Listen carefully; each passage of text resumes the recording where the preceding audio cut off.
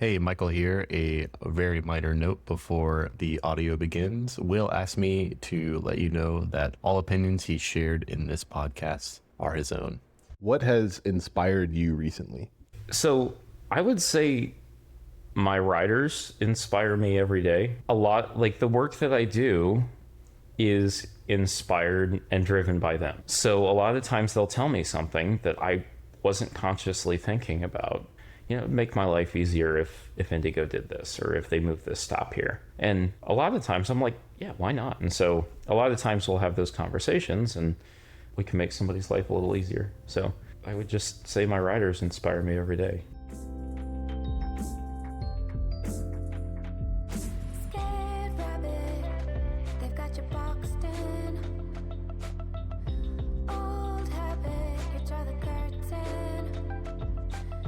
Hello, my name is Michael Zarick, and this is Third Space Indy, a podcast where we talk to community builders, leaders, and organizers about building up the communities they live in and just sort of all of that type of thing. Today, I'm joined by Will Hazen. Will Hazen is a third-generation transit operator. Also, I like to say that public transit is my whole personality, but I've yet to meet someone who quite literally has not only made it their personality, but has made it their entire life in more ways than one. Yeah. So, hello, Will. How you doing? Good. Yeah. Doing well. I realize now that this is a little awkward because the microphone's over there, but I'm over here. But I think it should work out. Hopefully. Yeah. So why don't you tell us a little bit about yourself, maybe a little bit about IndyGo, who you work for, about your life, what's going on? Yeah, so my name is William Hazen, originally from southern Indiana, and after a stint at college in Michigan, moved back to Indianapolis and was searching for a job and found that at IndyGo, sort of on a whim, and figured I'd be there for, maybe a year or two, just something to try out, something I hadn't done in transportation before. And it has ended up becoming a career. So, yeah. And do you enjoy being a bus operator? Yeah, I mean, coach operator, I guess, is what I was supposed to say. it certainly has its days. Like there's days where you definitely have those challenges, but I think the fun part is, figuring out how to work through those challenges, and you become a better operator at the end of the day for those moments. Yeah, definitely. Yeah. So I actually really want to talk about this because it's I think core, at least your online identity. It's in every piece of media about you I see, which frankly there is a lot of now. Yeah. But you are a third generation transit operator, bus operator, coach operator, whatever you want to say. So what is the sort of family lineage of operating vehicles for the public? So the family history with transportation goes back to my great-grandfather, Basil, and he was a section man on the Atchison, Topeka, and Santa Fe out of Ottawa, Kansas. My grandfather, who was also William, but he was William Jr., he was a bus operator for the Triangle Transit Company, which operated bus service in 3 small cities in eastern Kansas.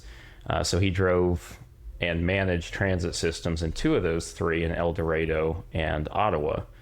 And then my dad, when he was in college, he drove for Fort Worth Transit out of Fort Worth, Texas. And of course, despite my best efforts to enter aviation, found IndyGo instead and fell in love with it and have been there for 5 years now. That's so funny. I didn't. Yeah. For some reason, 5 years sounds so short because I feel like you carry yourself like it's been since you were like a child. Yeah.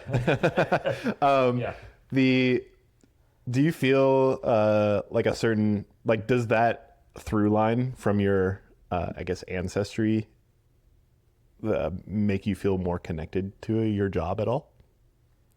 I think in some ways the history sort of forces me to think cognizantly about where we've been and the history of public transit, not only here in Indianapolis, but across the country, and how we got to this point today.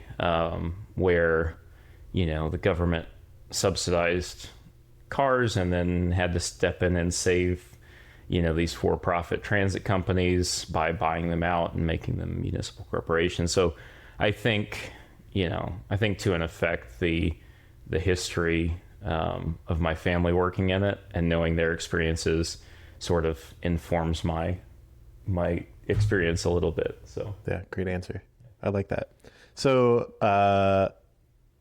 like I said before, I have basically made public transit my whole personality. Whenever my wife and I drive around, I grumble, whether I'm driving or she's driving, no matter what.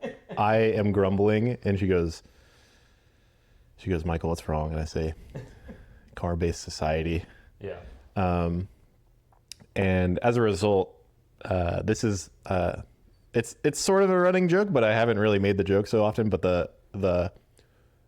the purpose of this podcast, understated, is that I want to do propaganda for public transit. Yeah, that's always a good purpose to have. Yeah, because I actually was like, oh, I'll do a little research on Will. And I saw on some article, I don't recall where it was, but you said that you believe the bus is the premier / best / ultimate third space. I've said that a lot. So there's no one place I can attribute it to, but I've been like sitting on the bus before, and whether I'm driving it or riding it, you start to see those conversations between people take place. And a lot of times it's people that went to the same high school together like 50 years ago. Just randomly. And they haven't seen each other, since they graduated, but they'll recognize each other on the bus and they'll start talking to each other. And, by the end of it, they're planning when they can get together again. And, I think that's the really special thing about it is, because of the web of bus routes across the city, we have a unique ability to bring people together that nothing else can do. So I think it's sort of I do agree that I think it's a really good third space. Yeah. It's not what I would consider in my head or anyone's head like a traditional third space. Like I think people think like coffee shop or library, that type of thing. Yes. But it is a great transitionary space where you're moving from place to place, and just thinking about like the interactions that are memorable for me on the bus. Yeah. They're all very positive. Here or, at story time. When I was 16, I visited my brother in San Francisco. He was working out there. Okay. And I walked across the Golden Gate Bridge. That's a trek. It's long. Yeah. I walked, when I told his coworkers at the time how far I walked that day, they said that is not correct. Like, you should not have done that. Yeah. I was probably in danger at some points, that type of thing. But I walked across the Golden Gate Bridge to the other side, where you're no longer in San Francisco. My phone died. Oh. And I was 16 years old. Yeah. If you don't know this, there is nothing on the other side of the Golden Gate Bridge. Yeah. So I walked down. I didn't want to walk back. I was really tired. It was the end of the day. Oh, yeah. And I sit at a bus stop. A bus pulls up. The woman stops, opens the door and says, this isn't a stop, right? And I was like, no, I didn't know that. She goes, get on. Yeah. Doesn't have me pay. Obviously, at the time, I felt like an adult being 16 years old. Yeah.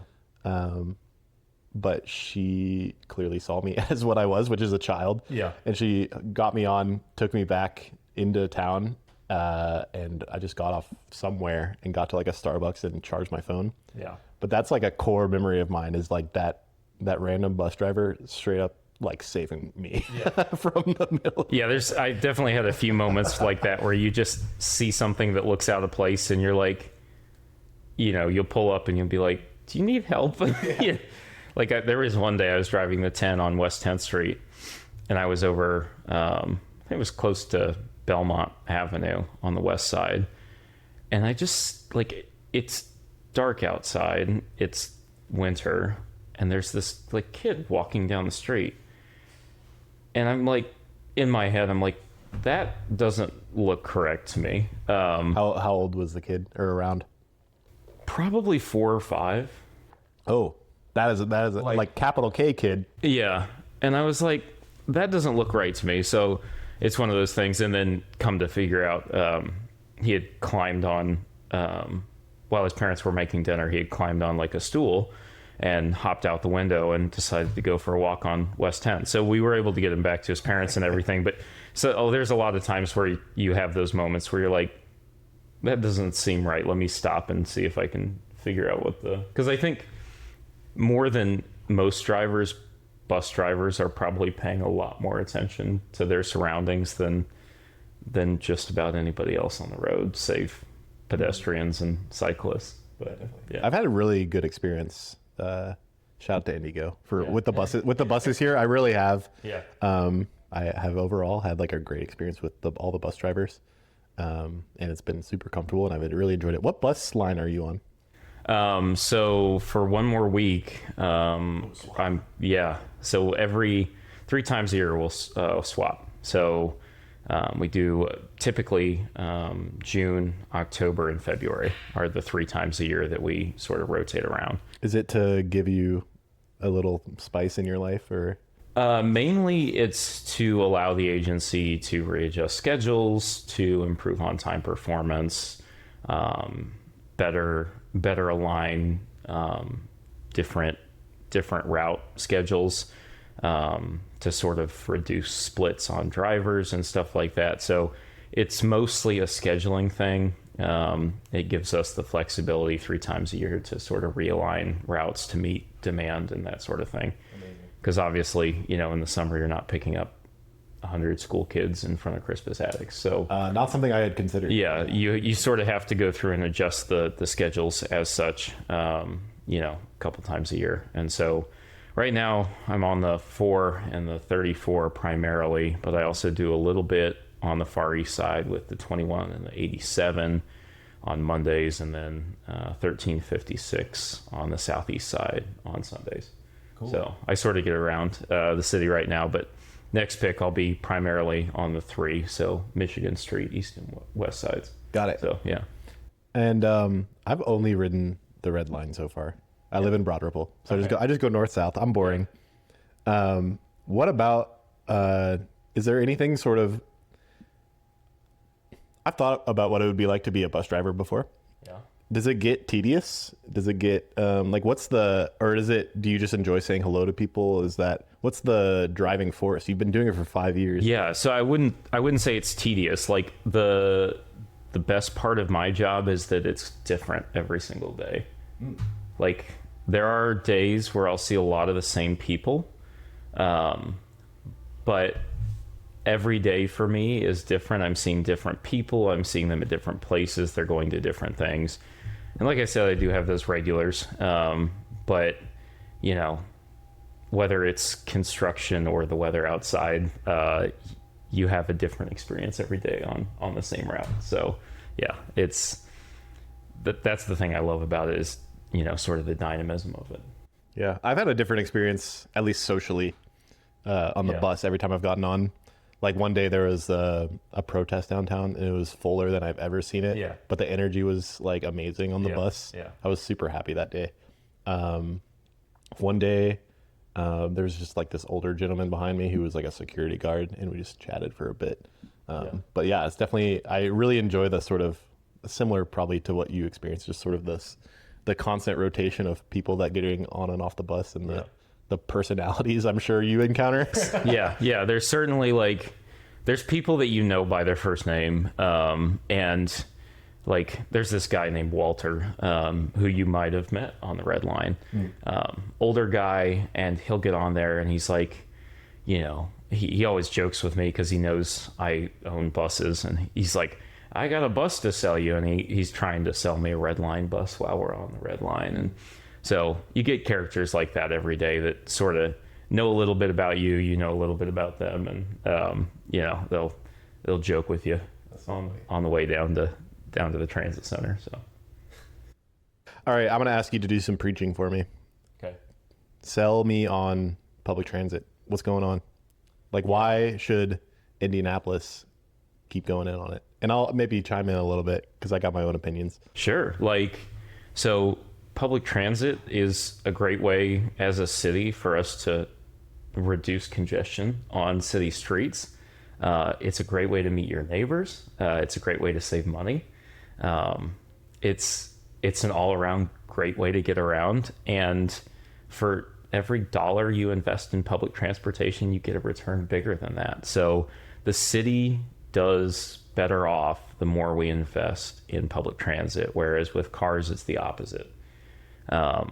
So the investments that you've seen in transit-oriented development along the Red Line since it opened in 2019, those kind of investments come back to the city in property tax revenue and that sort of thing. So it's a great investment for the city, and it's a great investment for the everyday person who wants a more efficient way to get around, who wants to save money, who wants to meet some of their neighbors.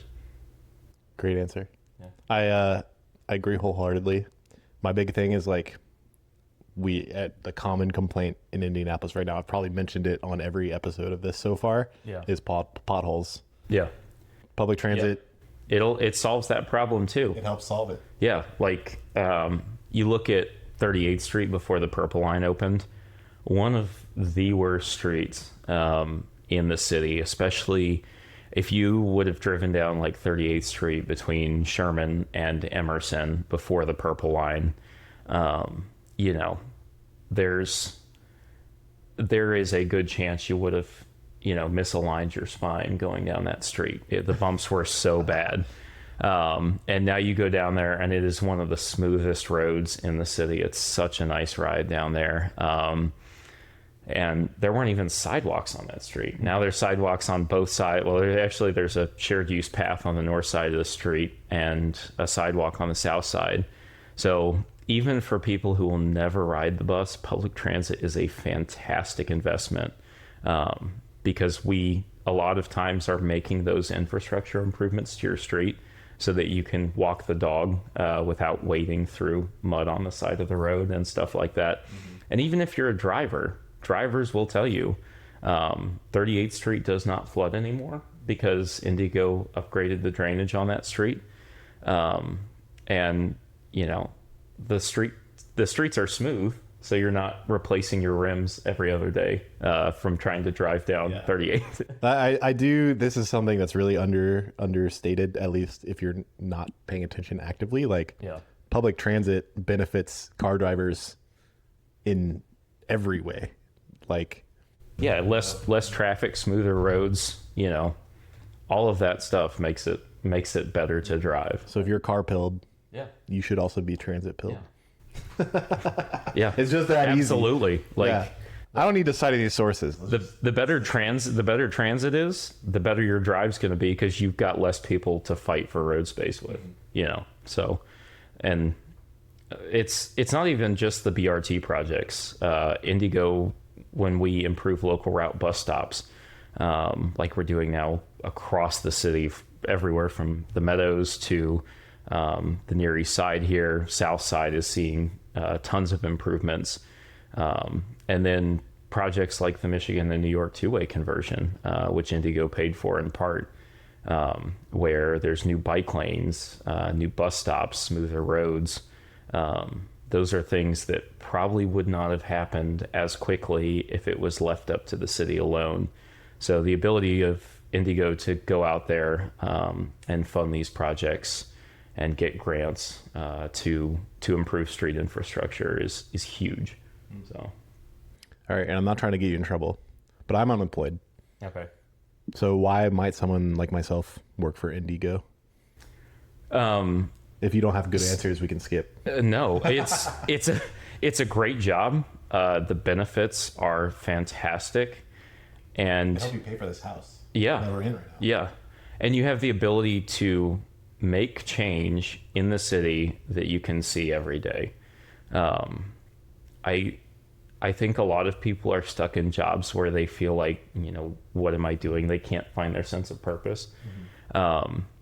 But when you go out there and, you know, you've been working on, say, a bus stop project, even if you're not driving the bus, if you go out there and you see a wheelchair using a bus stop that wasn't ADA accessible before and now is, you've got to think to yourself, that rider is now able to go to this destination because we upgraded that bus stop. You get to see the changes that you make in somebody's everyday life every day. And I think that's hugely impactful to be able to do that. But beyond that, the benefits are great. Retirement plan's fantastic. There's a free healthcare clinic on site. And you have access to all their clinics around the city as well. So, yeah, I mean, I could probably go on, but this is my favorite topic. I love being able to talk to someone about it who's like, if not as passionate, is certainly more, or at least lives it to the point where it's perceived that you are. Well, a lot of people think that if you're a bus driver, the only thing you're going to be able to do is drive a bus. And I think that's true at a lot of larger agencies. But the really fun thing has been, I've been able to volunteer on stuff like the Pride Committee, the 50th Anniversary Committee. I was able to work with our graphic designer on a new mural for East Campus that celebrates the history of transit here in Indianapolis. And I get to talk to people about signal timings so that we can make our buses run more reliably. I think about the signals. I think about the signals in Indy a lot. Yeah. I think they're rough. Yeah, it definitely needs some work. And like a big part of the BRT project has been going in there to the signal boxes and upgrading that infrastructure that a lot of times is several decades old. Really? And has just, we haven't invested in that signal infrastructure to make everyone move more reliably. And so a huge part of those projects is investing in traffic signals. A lot of the stuff people assume BRT is doing, the dedicated lanes, the stations, that's not the majority of the project work. The majority of the work is the drainage, the underground infrastructure, new water lines, stuff like the signals. Yeah. So when people see the project, they think it's just a bus project, but really it's a once in a generation infrastructure project where we get the chance to go in there and fix a lot of the issues that have plagued our infrastructure for the last couple of decades. So I love that. Yeah. That's so sick. Great. I have a question. Yeah. Are buses the future, or are we trying to spread out? Are we bringing the trolleys back? I wish. Yeah. I can see the I live in Broad Ripple. They're peeking through the concrete or whatever. Yeah. I hope someday we get the opportunity to do that again. The reality, I think, of having so many cars in the city right now is that BRT is a much better solution. It's a lot more flexible. If a car crashed on the streetcar tracks back in the day, that was kind of it. You just had to sit there, which was fine before there were no cars in the city. But as cars became more and more prevalent, it became more and more of a problem that cars were parking on the tracks and stuff like that. So the nice thing about BRT is we just go around. So I think, especially in the interim, until we start to reduce car dependence in the city, BRT is a great solution. And even in countries that don't use cars that much, cities like Bogota and Colombia and a lot of cities in Mexico have leaned pretty heavily on BRT as a solution to move a lot of people very efficiently. So, or even just cities in America, like the bus system in New York City or San Francisco, which both have pretty strong, robust subway lines, have also very robust bus systems. And you've seen cities like San Francisco has invested in the Van Ness BRT.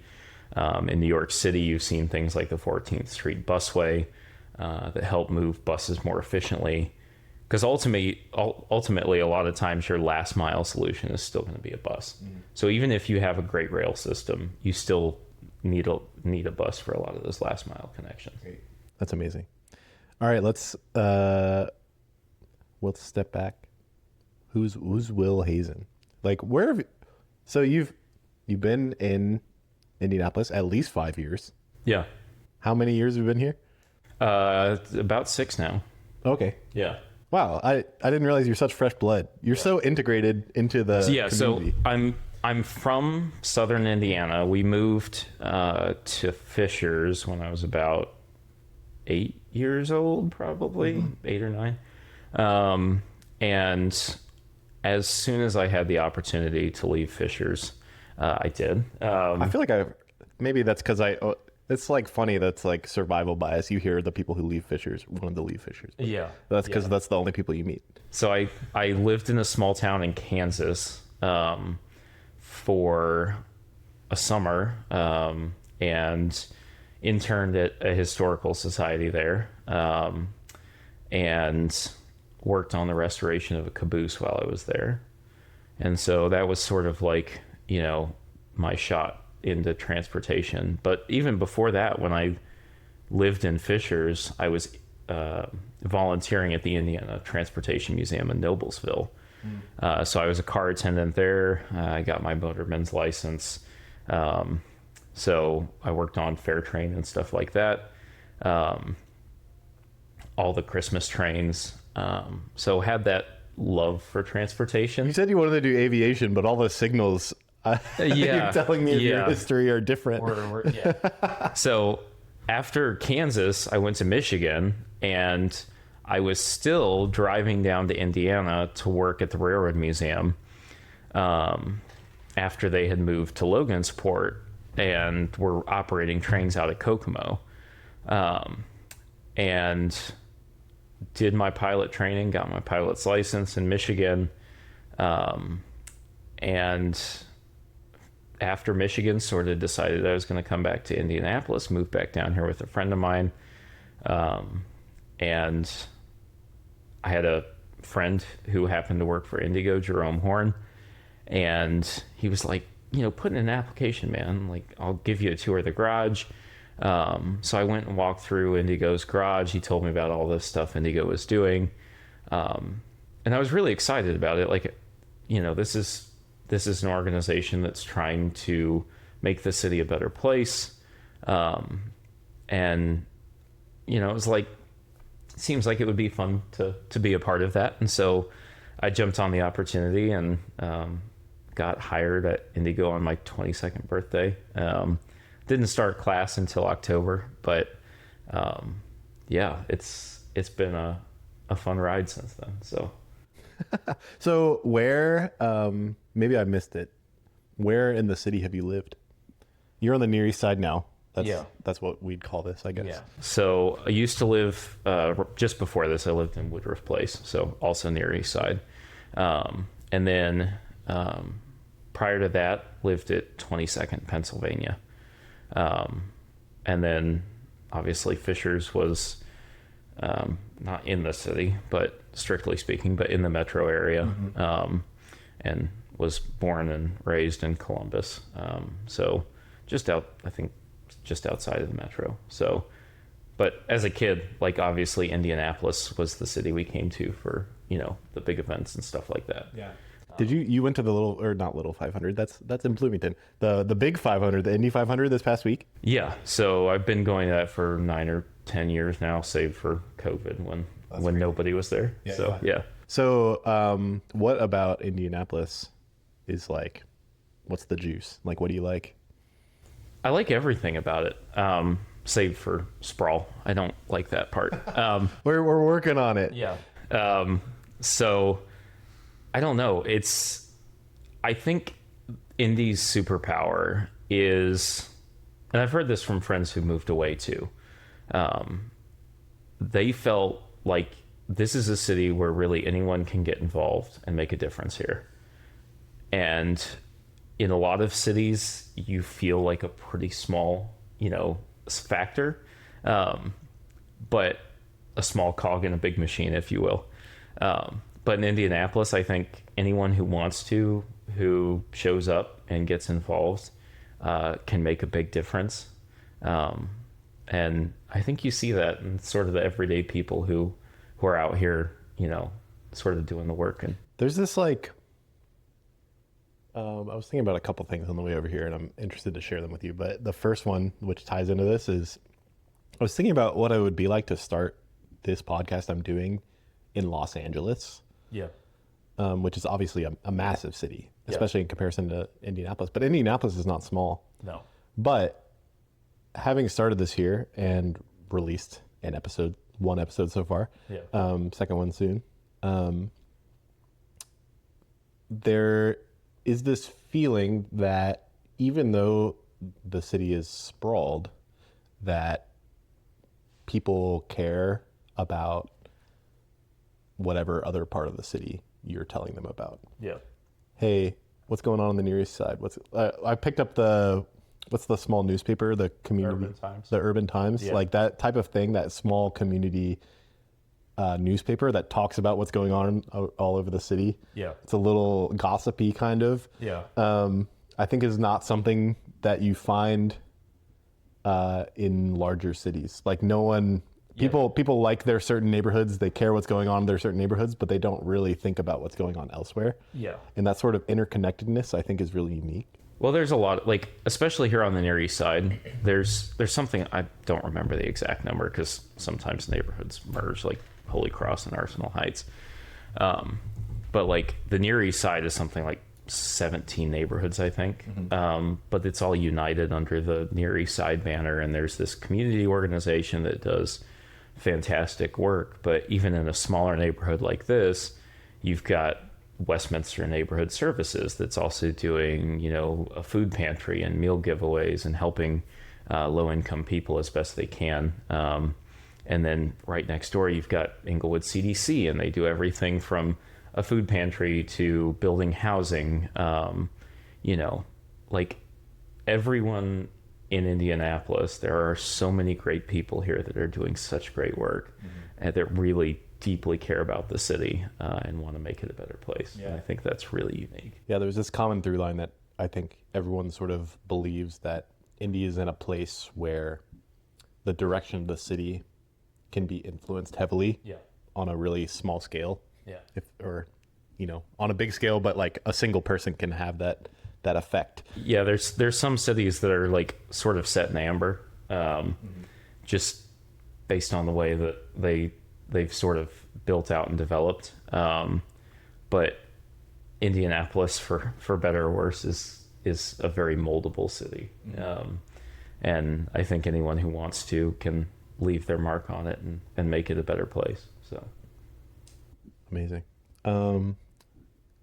So it sounds like you have mostly lived in this part of town when you have lived here. Yeah. So where are you hanging out? Where do you go?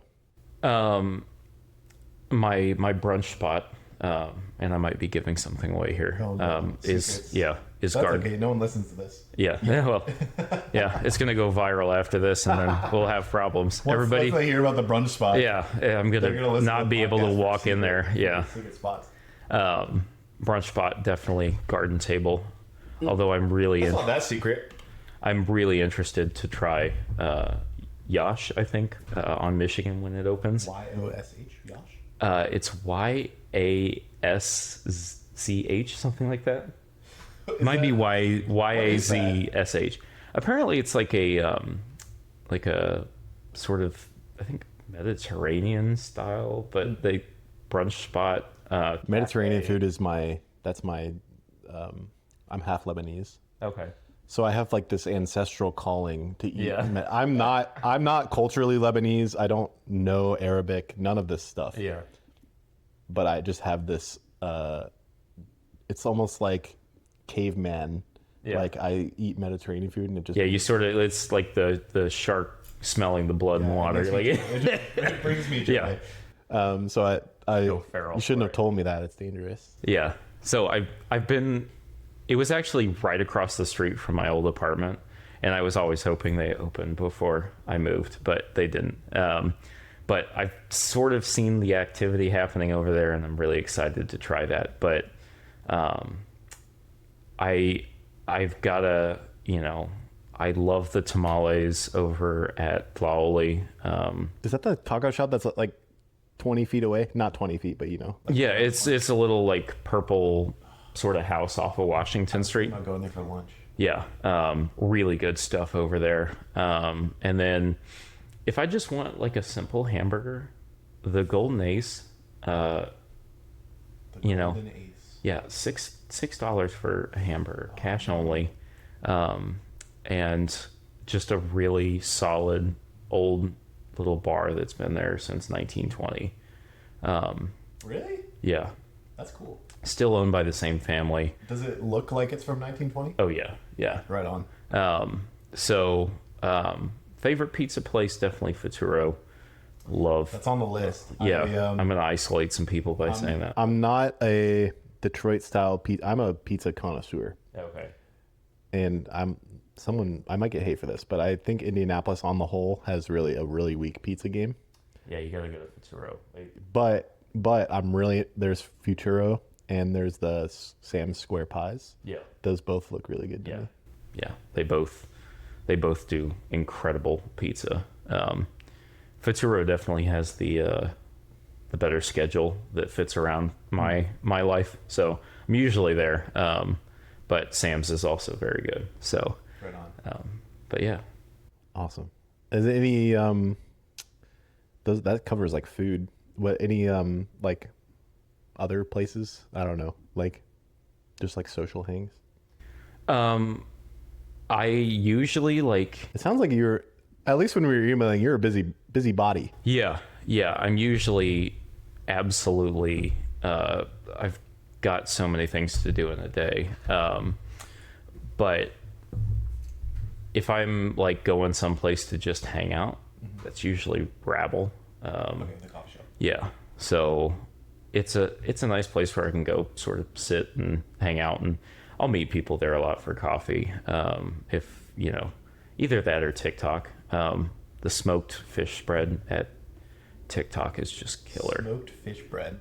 Yeah, it's like a little dip, and they give you club crackers with it.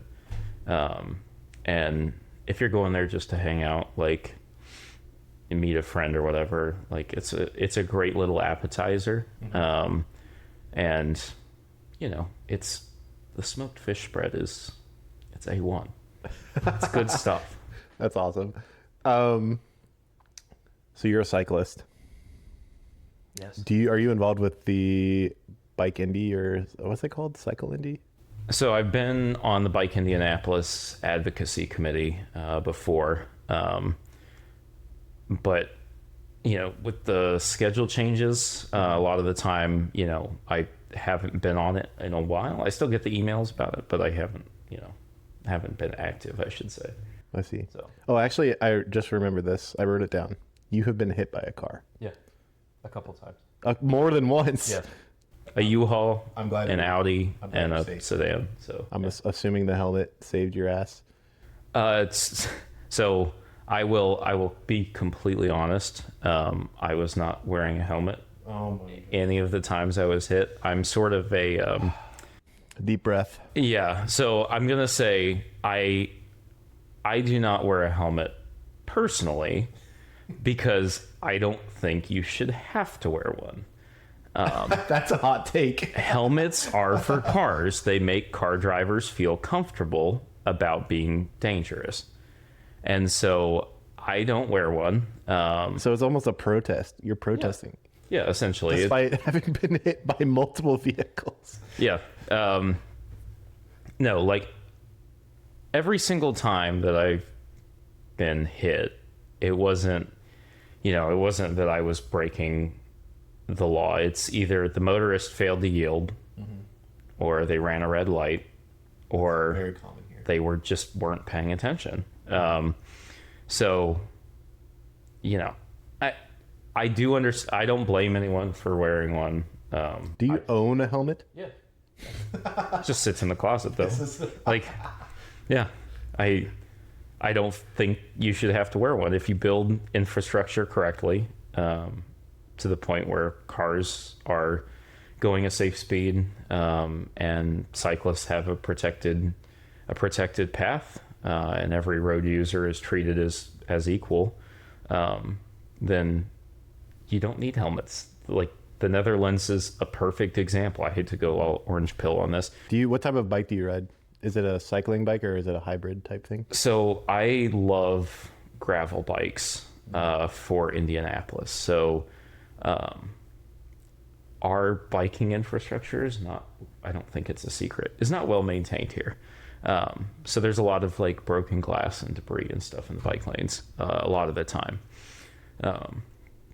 Like especially if you get outside of the cultural trail Monon, if you get onto a lot of the painted bike lanes, there's a lot of debris. Mm-hmm. And so the gravel tires have like a thick enough carcass on the tire that you can usually make it over the broken glass and stuff. Okay. Yeah. All the nails and whatever that ends up in the bike lane. So, well, the reason I asked is because you brought up the Netherlands, and I feel like the average bike in the Netherlands is a slower ride than the average bike in the U.S. Yeah. So I do love those bikes. My personal preference is for the gravel bikes, and I used to do gravel rides out in Kansas. Shout out Ottawa Bike and Trail. They have an awesome biking community in Ottawa, Kansas, and love when I'm there going on gravel rides and stuff. Mm-hmm.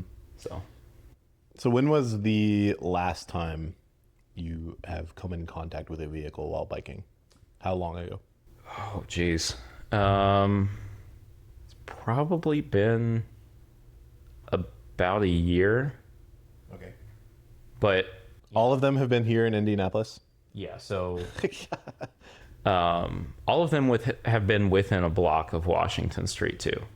Oh, wow. So Washington and State, Washington and Oriental, and Market and Illinois. So everything within a block. So okay, and while, like, I don't know how to ask this. When you're riding around, is that your main form of transportation? I think it is. So used to be. I'm just really interested in I am a cyclist. I like cycling. Yeah. I do not personally feel comfortable cycling most places here. Yeah. So I just want to get at that, basically. Cycling definitely used to be my main form of transportation. I still do it a lot on the weekends, to go to whatever meeting I have to get to. Mm-hmm. I'll typically, I'll bike to Amelia's up at Spades Park. I'll pretty much bike anywhere on the Near East Side and downtown. Mm-hmm. But recently, probably after I got hit the last time, I started taking the bus a lot more, and I now would say the bus is definitely my primary transportation. So what are the best places when you are biking? Like, where are the best places to hang? Do you go up and down the Monon, or is that too far out of the way? Yeah, so occasionally I'll go up the Monon a little bit. I usually don't. This will be another hot take for you. I don't really cross the old city limits that much. I actually don't know what that means. What does that mean? So my belief is that the 1938 city limits are when Indianapolis achieved perfection from a size, point of view. So the city was roughly 82 square miles back then. So definitely not the 360 or whatever it is today. So is that pre-Unigov? Is that what you're referring to? This is before that. I'm too stupid for this. Yeah, so Unigov was 70, I think. Okay. So the 1938 city You're limits like a purist. Yes. Yeah. Indie purist. Yeah. So very much like everything in the old city limits, 1938, we're putting this mark on it. Mm-hmm. Is the most walkable, most enjoyable part of the city. And I will stay within, that boundary unless I'm going, like, I really like Beech Grove. I like Speedway. Like, I'll go to their downtowns occasionally. Mm-hmm. But outside of like that, I I stay in the 1938 city limits. So, outside of that, it's kind of cracker box sprawl. It looks like those little premium I'm learning so boxes. much. I'm learning so much right now. It's so interesting. There, like in the old neighborhoods, you get this variation in the built form. Mm-hmm. Like you look at Old Meridian Street. I know you're right. This is I ostensibly agree with you. I just had never thought or considered this. 1938 is where I draw the line. After that, Indianapolis got too big.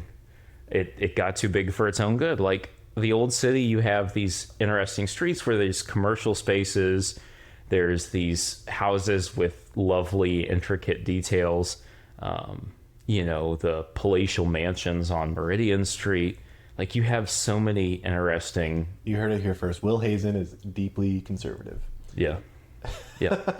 Sure. From a city layout. Put it on the headline of the Star.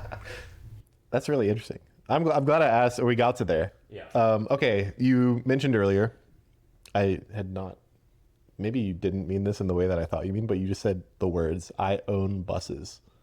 You physically own bus vehicles? Yeah. So a while back, I think it was during COVID, I was like, I've got a lot of free time now with COVID because nobody's meeting in person. And so I made the really smart idea. I saw these buses for sale on, I think it was Gov Deals, and it was a sealed bid auction. And I was like, what the hell? I'll, put in a bid and see if I get them. And so I put in a bid. I was like, there's no way, a scrapper's going to buy these out from under me. And I didn't think about where I would park buses. I didn't think about any of the logistics of it. Sort of like on I was a whim. just like, it would be fun to own a bus. So I bought it. And when I went up there to East Chicago, the lady who was selling them was like, we didn't get any bids on like these other three. Do you want to buy the other three? And I said, how much do you want? And she was like, $400. $400 for a whole bus? Yeah, for a bus. And yeah. And so me and my friend bought 4 buses. He bought one, I bought 3 legally. And so I decided that wasn't enough. You own more than 3 buses? Well, I did. Like, I don't anymore. And so I sent an email to Muncie because I was like looking through old public transportation reports, and it tells you the age of all the vehicles in an agency's fleet. And there was one that, like, from Muncie, it said 1981. And I was like, who has a 1981 bus still in their fleet? Like, it's a 40-year-old bus at this point. And so I sent them an email, and I'm like, hey, if you guys are ever getting rid of this, let me know. I'd love the opportunity to buy it. And they're like, I didn't think anything of it. A year later, they sent me an email. And they're like, hey, so we heard you were interested. It's going to a sealed bid auction, as is required by law. And here's what it comes with. Came with a whole parts store, sort of like a transmission, spare doors, like 3 rebuilt air conditioning compressors, the whole lot. They had saved parts for all these RTS buses they had. And I put in a bid at like $2,000. I was like, we'll see. The only one who bid? And they're like, so we got 2 bids. And the other one was a scrapper who bid $666. So you beat him out. And let us know when you can come pick it up. So I go to Muncie to pick this bus up. They're showing me around all this stuff they've got. And I'm like, what did I do? Like, the amount of parts was enough that I had to fill up my other bus 2 times and drive it back to Indianapolis for all the parts that came with this thing. And then the RTS was full of parts when I drove it back. What's RTS stand for? Rapid Transit Series. Got It was a model of bus. So, yeah, I owned these buses for about 4 or 5 years. And I, like, got busy again. Like, I used to just drive them around for fun, and I had a ton of fun doing it. Like, it's... Did you was it like party bus? Like you bring your friends or? No, like... Just for... I would just, yeah, I would tell my friends, like, I'm going to go drive the bus today. Like, let me know if you want to come for a ride, and we'll go drive around the city and get ice cream. Because the best part is no parking cop is going to tow your car or your bus, because who can it tow takes a them bus? 2 hours to find a rotator for it. So you got 2 hours minimum, you know. It's like, instead of being so wealthy you don't care about paying the parking ticket, you just have your whole bus. They don't know what it is either, so they don't ticket it. Like, They just assume it's like... they assume it's a city bus that, like, broke down right there, so they're just like, whatever. So This entire time, you haven't looked at me. My mouth has been agape. I'm just like, what is this? so it was like really fun. Like, we'd go drive it to get ice cream, and you just leave it wherever because nobody's gonna say anything. Like, I did get pulled over in them before, because like I would drive it down Fall Creek Road, and an IMPD cop pulled me over and was like, "What are you doing on Fall Creek Road?" They're like, "Is this an IndyGo bus?" And I was like, "No." So it's privately owned. All the legal stuff for it. Yeah. Do you need a CDL to drive a bus on? Not if it's registered as not for hire. It like I think it technically falls under recreational vehicle. Yeah, of course I have one though. And so as I got busier and busier, I reached out to a couple museums in the region, and the Midwest Bus Museum was like thrilled for this opportunity to have this bus. And I said, it comes with a ton of parts. You just have all these parts sitting around. Yes. Here you go. So they came down and they were like, holy crap, like, we have another RTS and these parts will fit that bus too. You save someone's... There's like a scientist or researcher or whatever, a bus curator who cried that day. Yeah. They were like, wings. holy crap, like, this is a whole garage worth of parts. And so they took that bus, and I've worked on selling the other two, which were newer buses, to private owners and stuff. But yeah, now that I own a house, I'm like, got to pay that mortgage. So I was hoping that I would walk outside and there would be a bus around. Yeah, unfortunately not. But like, I am for the private owners of these new buses that like aren't using them for bus things. Like, I took the roll sign out, and so I'm gonna Sold them to a display it moonshiner here. or something. No, like, I mean, no, like it's people that want to use it as like a pool bar. Like, they want to that's like kind of fun. Put it out in their backyard. That's not a bad use of it. I don't Yeah, think. yeah. They want to like turn it into like a pool house / like cabana. Have you heard of this nonprofit? I'm really interested to talk to him. It's called Reverse Bus. No, I haven't. No, there's a guy. I don't know how he's acquiring the buses, but maybe it's through people like you. Yeah. He's doing a service called Reverse Bus. Okay. And I say service, but it's more like he's performing service, because he's making these buses that take multiple roles. Like, he's got a sleeping bus and a shower bus and a food bus, that type of thing. And he's driving them around to like serve unhoused folks. Interesting. Yeah. Yeah. I tried to reach out to him. He hasn't gotten back to me, so I'll have to do it again. But I thought you might be interested in that. Based here? It's based in Indiana. Okay. I think he's currently focused on Indianapolis, but he wants to expand. Yeah. And I also don't know if it exists yet. This is something I'm a little confused on, but it sounded really nice and like worthy of attention. Yeah, they're super like flexible vehicles. Like, one of the cool projects IndyGo did was our shop converted one of the buses that was about to be retired.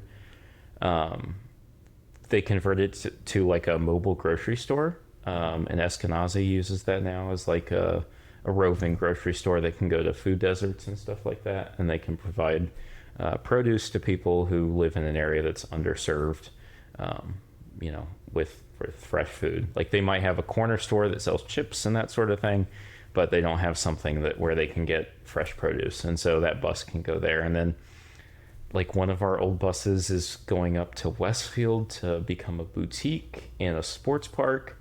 That's like a small like clothing store. Yeah. That's like, and then we converted, like one of our buses was converted to like a mobile office space, so that if there's ever some incident that affects the garage, say there's a fire or whatever, this bus is set up with printers and stuff like that, so that we can print time cards. They can dispatch buses from there. So it gives us a lot of operational flexibility if something happens, so they're super flexible vehicles. I walked into this conversation thinking we were going to have a good conversation about transit. What I realize is that I'm even more deeply interested in transit now than I've ever been before. Yeah. It's super fascinating. Like there's so many cool things. Like it's sort of like the era after the interurban. Like when the interurban companies went bust, like all these interurban cars got used as different things. Like the last surviving Indianapolis streetcar that's currently in the collection of the Hoosier Heartland Trolley Company. Yeah. It was used as tire storage at a truck stop in Bedford. The last Terre Haute Indianapolis and Eastern wood body car was used as part of a house. Like the Union traction car that they're restoring right now, that was used as a office building at a gravel pit up on Fall Creek. Yeah. And then like 437, the other Union traction car, was used as like a fishing cabin. Like they all went into the most versatile vehicle on Earth. Like they were turned into corn cribs. They were turned into whatever. Like it was like a lot of these cars were sold off during the Depression. Some of them were sold off just before the war. So there was a huge need for pre-assembled buildings, if you will. Yeah. And like they were cheap. So people bought them and turned them into whatever. They were, like I said, they were corn cribs, they were houses, That's so funny. Like whatever. But buses. Yeah. Right on. All right. The previous guest has asked you a question. This is my through line for all podcasts. Yeah. The previous guest, his name is Jeffrey Thompson. Yeah. Thompson? I hope that's his name. Tompkins. Yeah. What is wrong with me? Yeah. So I've actually, full disclosure, I've fellow, or was, I don't know if he still is, but was a fellow Near East Sider, and used to talk to him a lot on social media back when Twitter was still alive. Yeah, so you fully swapped, right? Yeah, You're I'm fully converted. Little butterfly. But down. yeah, he's super cool dude. Really good at urban planning. So worked with him on. I hope he's good at it. It's some proposals for his whole personality. Yeah. Sorry, this is a total aside. Maybe I shouldn't ask you this, but do you call it skeeting? Like the. Yeah. Okay. Yeah. I hate that. I use skeeting. It is until I hear something better. I'm not gonna say posting. Like posting is kind of lame. Okay, Jeffrey Tompkins. Yeah. Not Thompson. He would fight me. He asks, what has inspired you recently? It could be a person. It could be a thing. I don't know. So I would say my riders inspire me every day. Like I know that's a cliche answer. No, that's really not what I expected you to say, frankly. Like a lot, like the work that I do is inspired and driven by them. Like, so a lot of times they'll tell me something that I wasn't consciously thinking about. Like maybe I saw it and I didn't like connect the dots, but a lot of times they'll tell me, hey, it'd make my life easier if IndyGo did this, or if they moved this stop here. Mm-hmm.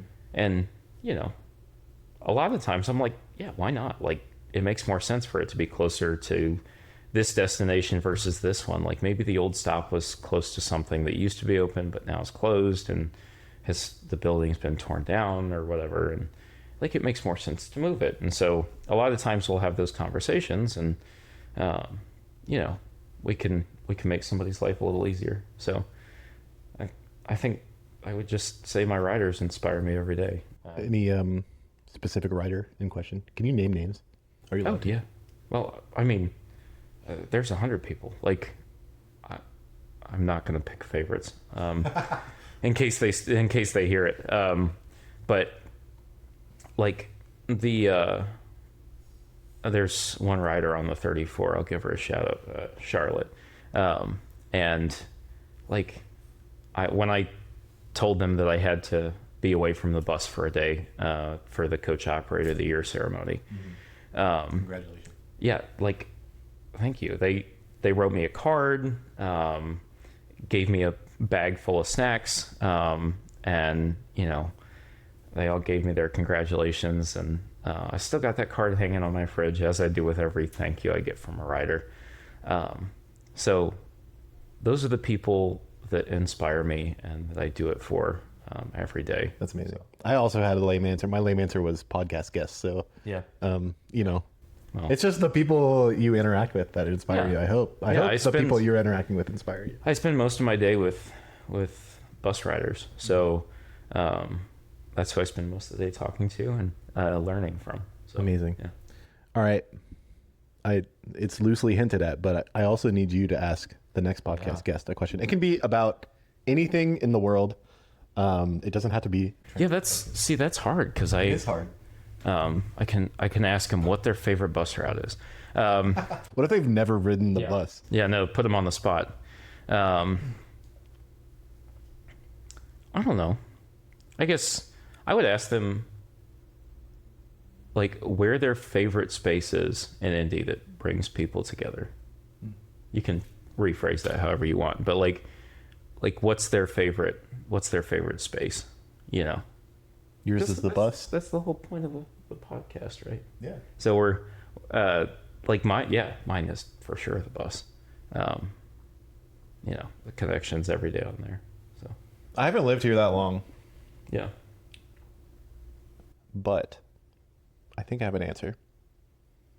I like to answer the question too. Like you got to go. You know, summer's coming. Spark on the Circle. That's a good one. Are we big Spark fans or? Okay, I am. Well, this is something Jeffrey and I talked about actually. Is that type of thing let's just eliminate all cars around that circle permanently. No, it's obnoxious. People think it's the place to do a sideshow, and it's not. Yeah. It should be the people's space. Like it's on our flag, you know. It is literally the flag. It is the flag, Market and Meridian. So, you know, it should be a space for people, and it's, you know, we should do it year round and orient the whole circle towards being more pedestrian friendly. But I know there's a spot. Give me just a second. Let me picture in my head. I know there's a spot that has inspired me recently. Actually, you know what? This is so easy for me. yeah, Now that I've actually, I was like, in my head, this is gonna sound so funny, but so when I was younger, for 5 years I was a summer camp counselor. yeah, And summer camp is like hugely influential on my personality, my life, that type of thing. The place here in Indianapolis that to me is the most powerful gathering place of people is the Children's Museum.